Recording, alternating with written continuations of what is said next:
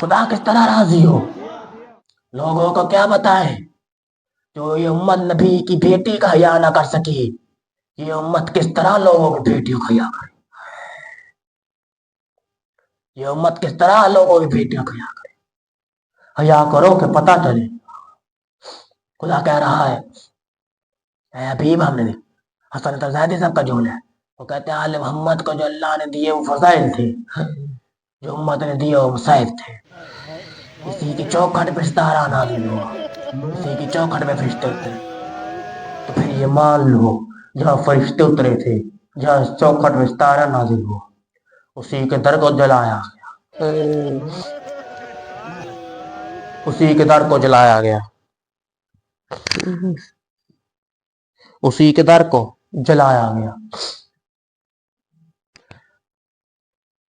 4 گھنٹے خالی دربار میں کھڑی رہی، 4 گھنٹے بعد بغیرت آتا ہے، بغیرت پوچھتا ہے کیوں آئی ہے؟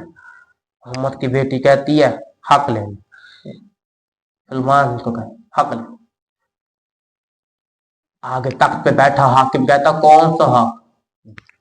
کوئی نبیوں کا وارث نہیں ہوتا، کوئی نبیوں کا حق نہیں ہوتا۔ اسی پہ تو قرآن آیت اتاری تھی، ان میں تمہارا کوئی حق نہیں جن میں اللہ کے نبیوں کو شدی پشت سے ملا، ان میں نہ اسحاق کا حق ہے نہ کسی اور کا حق، صرف اسی کا ہے جس کا ہے، نہ اسحاق کا نہ غلام ہو، مطلب حق سے نسل در نسل۔ خدا کہہ رہا ہے ان اللہ اور سنبھالو، پتہ چلا جب دین ہو تو وارث ہو، جب دین نہ ہو۔ 4 گھنٹے کھڑی رہی، 4 گھنٹے بعد حاکم پوچھتا دربار کیوں آئی ہے؟ امت کی بیٹی رو کے کہتی ہے حق لیں۔ حاکم کہتا ہے حق بنتا نہیں، امت کی بیٹی حاکم کہتا ہے حق بنتا نہیں، کوئی ثبوت ہے تو دے۔ امت کی بیٹی کہتی ہے یہ تحریر ہے جو محمد لکھ کے دے کے گیا تھا۔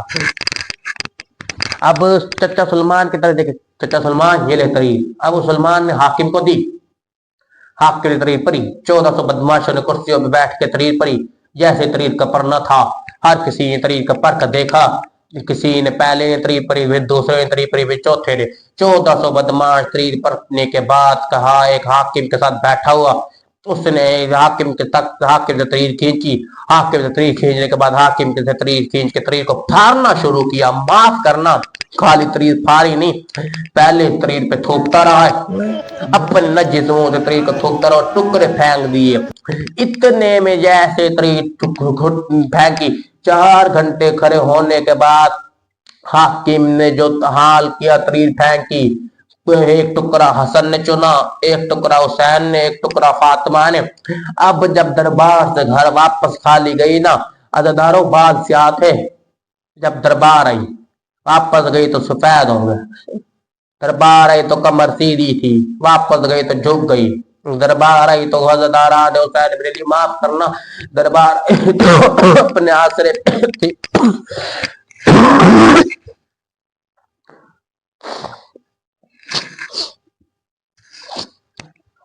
دربار آئی تو اپنے آسرے پہ، واپس گئی تو حسنین کے آسرے پہ۔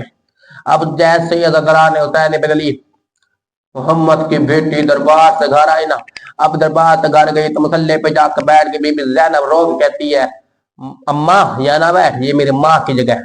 فاطمہ ذرا رو کے کہتی ہے زینب تو ایسا نہ کر، پہچان تو صحیح میں تیری ماں فاطمہ ہوں۔ بی بی زینب رو کے کہتی اماں یہ کیا ہوا، اتنی کم